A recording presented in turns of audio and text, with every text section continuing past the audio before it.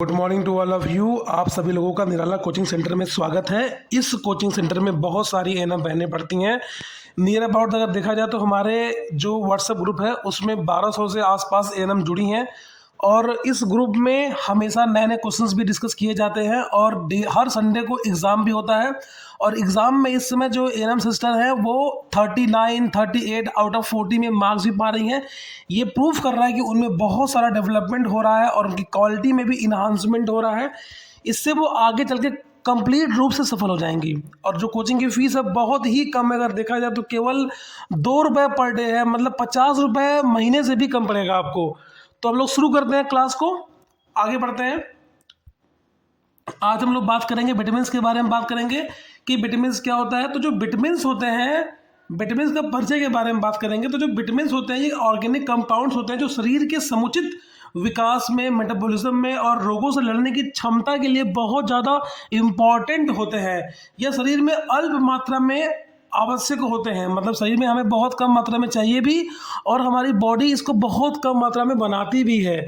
इसीलिए इस तरह के जो विटामिन्स होते हैं, मतलब कोई भी विटामिन्स होते हैं, हम लोग अक्सर बाहर से ही उसको लेते हैं। शरीर में या तो यह नहीं बनते या फिर बहुत कम मात्रा में बनते हैं, इसलिए इन्हें हमें भोजन से प्राप्त करना होता है।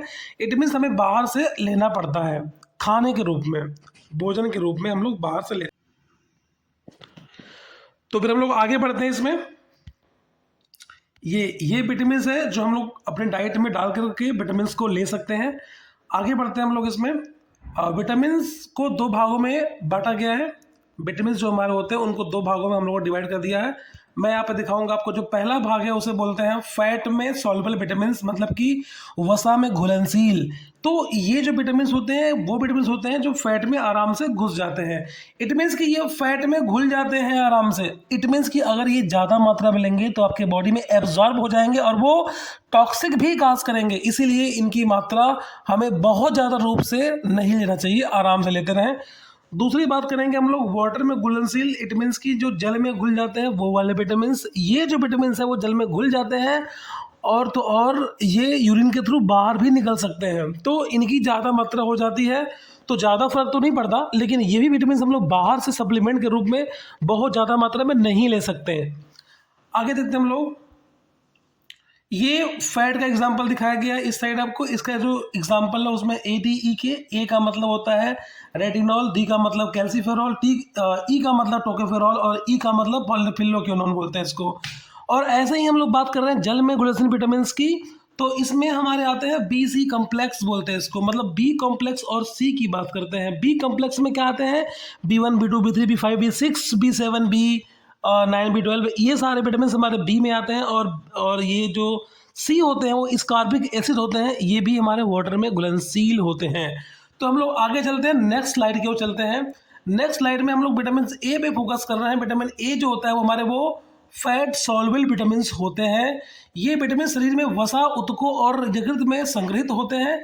इसका अधिक सेवन करने से हमें टॉक्सिक उत्पन्न हो सकता है, जैसा मैंने बताया था आपको, क्योंकि ये हमारे शरीर में एब्जॉर्ब हो जाते हैं। Because this vitamin is the fat soluble vitamin, so that's why we can not take more ज़्यादा से ज़्यादा हम लोग बॉडी में उसको नहीं लेंगे। आगे बात मतलब एक्सेस अमाउंट में नहीं लेंगे। आगे बात करते हैं हम लोग विटामिन ए के बारे में। विटामिन ए को हम लोग क्या बोलते हैं? रेटिनॉल बोलते हैं विटामिन ए को। और जो इसका काम क्या होता है, जो विटामिन ए होता है वो रेटिनॉल होता है, या फिर इसको बोल सकते हैं बीटा कैरोटीन बोल सकते हैं। ये सारे केमिकल्स नेम होते हैं जो मैं विटामिन के बाद में लिख रहा हूँ। आगे देखते हैं प्रमुख कार्य क्या हो सकते हैं। दृष्टि में हेल्प करते हैं, अच्छा दिखने में हेल्प करते हैं, मतलब कि हम अच्छा देख सकते हैं, हमारी जो निगाहें हैं वो अच्छी हो सकती हैं। प्रतिरक्षा प्रणाली, इट मीन्स की रोगों से लड़ने की जो क्षमता होती है हमारे में बढ़ सकती है। त्वचा अच्छी हो सकती है, कोशिका में वृद्धि हो सकती है। स्रोत क्या है इसके? गाजर में, पालक में, मछली में, तेल में, दूध में, अंडा में, सारे के सारे ये पाए जाते हैं। ये तो ये आपके पास गाजर है, ये हमारा पालक है, ये गाजर है, ये दूध है, ये फिश है, ये मछली है, ये अंडे वंडे हैं। इस तरह से ये मशरूम में भी पाए जाते हैं। तो इस तरह की चीज़ें होती हैं जो कि विटामिन ए में, वैसे मशरूम में विटामिन डी ज़्यादा मिलता है। खैर कोई बात नहीं, आगे चलते हैं नेक्स्ट स्लाइड में। कमी से होने वाले रोग, अगर ये विटामिन आपके बॉडी में अगर कम मात्रा में बन रहे हैं तो आपको नाइट ब्लाइंडनेस हो जाएगा। इट मीन्स कि जो रात की जो विजन है आपकी कमज़ोर पड़ जाएगी। नाइट ब्लाइंडनेस को हम लोग क्या बोलते हैं? रतौंधी बोलते हैं। जो गांव में लोग बोलते हैं अरे एक रात ही देहात नहीं, गांव में लोग बोलते हैं, देहात में जो पूर्वांचल है कहेंगे कि इस अरे एक ही रात के दिखेबा नहीं करला, एक ही भर भर रतौंधी, है ना। एक इसका मतलब ये है कि रात में जो विज़न है वो कमज़ोर पड़ जाती है। यहाँ पे हम लोग क्लियर कट देख रहे हैं, ये नॉर्मल विज़न इंसान को रात में ऐसा दिखता है, लेकिन अगर कोई इस बीमारी से जूझ रहा है, नाइट ब्लाइंडनेस से, जिसको बोलते हैं रतौंधी, तो उसको कुछ ऐसा दिखेगा। इट मीन्स कि रात में उसको क्लियर नहीं दिखने वाला। अगर बात करें त्वचा की, तो जो त्वचा भी उसकी होगी वो शुष्क पड़ जाएगी। इट मीन्स कि मुंह पे ऐसे कुछ वाइट वाइट से दिखेंगे आपको, जो इसको दिख रहा है। ये सारी की सारी विटामिन ए की कमी की वजह से होती है। आगे बात करते हैं हम लोग, और आगे बात करेंगे तो आएगा प्रतिरक्षा में कमी, मतलब रोगों से लड़ने की जो क्षमता है आपकी कम पड़ जाएगी। इट मीन्स कोई भी रोग आकर के आपको कुछ भी कर जाएगा। किसी को जुकाम बहुत दूर से हुआ है तो आपको तुरंत आपके नाक में घुसेगा और आपको भी जुकाम कर देगा, आप भी छींकना खाना शुरू कर देंगे। इट मीन्स आप कंप्लीट रूप से बहुत ज़्यादा सिक होने लगेंगे। आपके अंदर की जो क्षमता है वो रोगों से लड़ने वाली वो कम होती जाएगी। तो इसीलिए खाने में, डाइट्स में इसका इस्तेमाल ज़रूर करें, डेली सैलेड्स में ज़रूर ले लें इसको। आगे बात करते हैं नेक्स्ट जो विटामिन है, जिसे बोलते हैं हम लोग कोल कैल्सीफेरॉल बोलते हैं। इस विटामिन को इसे क्या बोलते हैं हम लोग? कोल कैल्सीफेरॉल्स बोलते हैं। कोल कैल्सीफेरॉल बोल सकते हैं या फिर कैल्सीफेरॉल भी इसको बोल सकते हैं। विटामिन डी बोलते हैं इसको। ये जो काम इसका होता है, कैल्शियम का जो एब्जॉर्प्शन है बॉडी में मेंटेन करता है, हड्डियों को मजबूत करता है, हड्डियों का विकास करता है। यहाँ देखो दिखाया गया है, इस साइड में जो दिख रहा है ये वो इंसान है जो इसको बकवास समझता है और इस पर ध्यान देता नहीं, विटामिन डी पे। और ये जो इंसान इस साइड का दिख रहा है, इट मीन्स कि ये विटामिन डी पे बहुत ज़्यादा फोकस करता है, जिसकी वजह से इसकी जो स्ट्रांगनेस है वो मेंटेन है। इसकी हड्डियाँ एकदम लोहे की तरह हो चुकी है। आगे बात करते हैं स्रोत की बात करेंगे, तो स्रोत में सूर्य की जो रेज होती हैं उससे मिलती हैं, मशरूम में मिलती हैं और मछली अंडे में भी मिलती हैं ये विटामिन। अगर बात करें सूर्य की, तो सूर्य की जो रेज होती है वो मॉर्निंग में अच्छी वाली होती हैं, 7 से 8 के जो बीच में आती हैं। 8 तक ठीक है, 8 के बाद 8 AM के बाद जो सूर्य की रेज होती है ना, उसमें यूवी रेडिएशंस कुछ ज़्यादा होते हैं और आपको कैंसर होने के भी चांसेस बढ़ जाते हैं। इसीलिए अगर आपको सूर्य की रेज का मज़ा लेना है और तो उसको आप केवल और केवल 8 से पहले लीजिए। वैसे मॉर्निंग में 6 तक ही सही है, 6-7 तक सही है, उसके बाद तो नुकसान करता है। जैसे कि सूर्य की रेस की बात करते हैं, तो ये यहाँ पे हम एक गर्ल्स को देख रहे हैं, ये सन रेस का मज़ा ले रही है, इसकी हड्डियाँ पूर्ण रूप से मजबूत हो जाएंगी। आगे बात करेंगे हम लोग इसकी मशरूम की, तो ये मशरूम भी खाती है और मछली और अंडे भी लेती है, जिससे ये बहुत ज़्यादा स्ट्रॉन्ग है। तो स्ट्रॉन्ग बनने के लिए हम लोग ये चीज़ ले सकते हैं। और शरीर स्वस्थ है तो हर चीज़ स्वस्थ है, सारे देवी देवता सब मस्त हैं। आप अगर फिट हैं सब कुछ बढ़िया है, आपका पूजा पाठ सब कुछ बढ़िया है, बस आपको फिट होने की ज़रूरत चाहिए। तो फिर हम लोग आगे बात करेंगे, कमी से होने वाले रोग की बात करेंगे। कमी से रोग देखो होता है रिकेट्स होता है, जो बच्चों में होता है, और जो बड़ों में होता है वो ऑस्टियोमलेसिया होता है। जो हड्डियाँ होती हैं वो झीनी पड़ जाती हैं। मतलब कि झीनी का मतलब ये है कि जैसे मान लो ये हड्डी है, इसकी जो डेंसिटी है ना, वो कम हो जाती है बहुत ज़्यादा, इसमें पोर्स बन जाते हैं, इसे हम लोग ऑस्टियोमलेसिया बोलते हैं। यहाँ जो दिख रहा है बच्चों में कमी, हड्डियाँ टेढ़ी मेढ़ी हो जाना, इस तरह से हो जाना, इसे रिकेट्स बोलते हैं। जो बच्चों में होता है, बड़ों में हड्डियाँ ऐसे उसमें पोर्स बन जाते हैं, मतलब बहुत उसकी जो डेंसिटी होती है, बोन डेंसिटी, वो कम हो जाती है, कह सकते हैं। तो हम लोग अब आगे बढ़ते हैं, नेक्स्ट स्लाइड की ओर चलते हैं। नेक्स्ट स्लाइड में हम लोग बात करते हैं विटामिन ई की बात करते हैं। विटामिन ई को हम लोग टोकोफेरॉल बोलते हैं।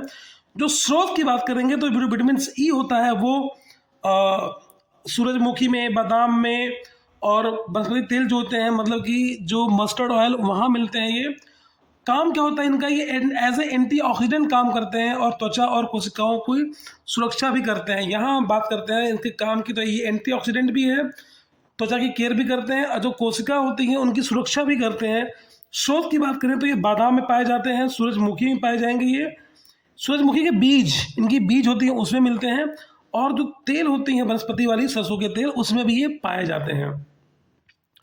कमी से होने वाले रोग के बारे में बात करेंगे, तो कमी से क्या हो सकती हैं, इनकी जो मांसपेशियां होती हैं वो कमज़ोर हो जाएंगी। इस साइड जो दिख रहा है इंसान, ये विटामिन ई से भरपूर है और ये जो आदमी है वो विटामिन ई को हल्के में लेता है। इसी की वजह से इसके पास मसल्स नहीं है, कमज़ोर हो चुका है आदमी ये। दूसरी जो तंत्रिका तंत्र है वो भी, उसकी भी क्षति हो जाती है, तो दिमाग सही से काम भी नहीं करता इसकी वजह से। तभी तो लोग बोलते हैं कि बादाम खाया करो, दिमाग काम करेगा।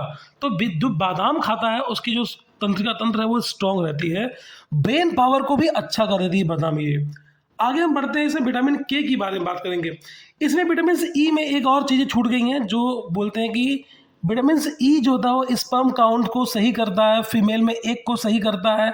मतलब ये जो जननांग जो होते हैं, मतलब कि जो सेक्स ऑर्गन्स होते हैं, उनके डेवलपमेंट के लिए विटामिन ई ज़्यादा इंपॉर्टेंट है। सेक्स ऑर्गन्स है ना, उनके डेवलपमेंट के लिए और सेक्सुअल डिज़ायर के लिए, लॉस ऑफ लिबिडो के लिए, प्री मैच्योर इजैकुलेशंस के लिए, ये सारी जो टर्म्स होती हैं, ये मैं हिंदी में अगर बोले तो शीघ्र पतन बोल सकते हैं इसको, या फिर जो वीर्य में प्रॉब्लम बोल सकते हैं, स्पर्म जो होते हैं उसमें कमी बोल सकते हैं, या एक्स का कम बनना, इस तरह की जो बीमारी होती है वो विटामिन ए की वजह से हो सकती है। मतलब कि इसकी कमी से आपको इनफर्टिलिटी भी हो सकती है, मतलब कि बांझपन हो सकता है।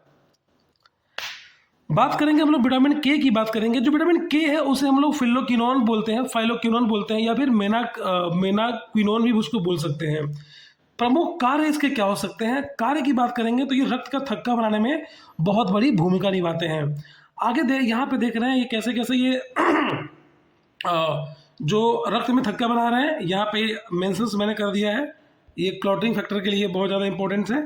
अगर ब्लड क्लॉट नहीं होगा तो ब्लड बहता रहेगा, तो हमें हीमोरेज हो जाएगा, हीमोरेज जिसमें ब्लड लॉस होता है बहुत ज़्यादा। आगे बात करते हैं हम लोग इसमें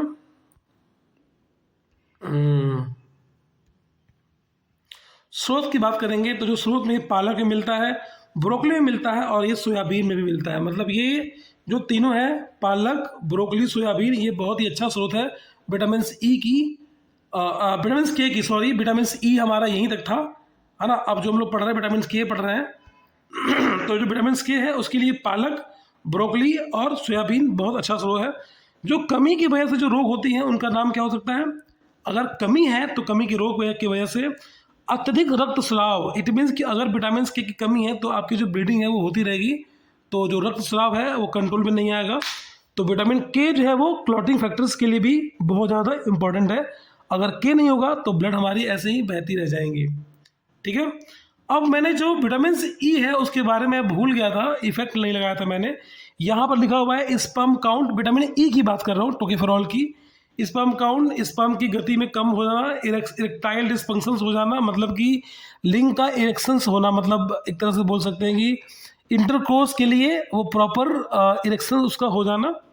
आगे कामेच्छा में कमी, योनि में सूखापन, फर्टिलिटी का असर, हार्मोन्स असंतुलन, है ना। तो ये सब जो प्रॉब्लम थी विटामिन ई की थी। जो विटामिन के हैं उनमें केवल प्रॉब्लम क्या आती है, हमारा ब्लड का सही से ना जमना, इस तरह की प्रॉब्लम्स आती हैं। तो दोस्तों हम आज इतना ही चलेंगे, इसके बाद हम लोग शुरू करेंगे विटामिन B1 B2 वाले केस में चलेंगे, जिसको बोलते हैं वाटर में सॉल्युबल विटामिन। तो आज के लिए इतना काफ़ी है, सफिशिएंट है। आप लोग वीडियोस को देखिए, लाइक करिए, शेयर करिए और सब्सक्राइब भी करिए। डियर एलएम सिस्टर, मैं आप लोगों को बहुत ही सस्ते में, केवल आप कह सकते हैं कि 50 रुपये पर मंथ में पढ़ा रहा हूँ आपको। कम से कम आपको लाइक तो करना बनता ही है। और मैं 2.5 मंथ से आपको फ्री पढ़ा रहा हूँ। बहुत कम लोग पेमेंट करती हैं, हमें मुश्किल से 20-25 लोगों ने पेमेंट किया होगा। तो अगर आप फ्री पढ़ रही हैं तो कम से कम लाइक तो कर दो, सब्सक्राइब तो कर दो। Thank you very much.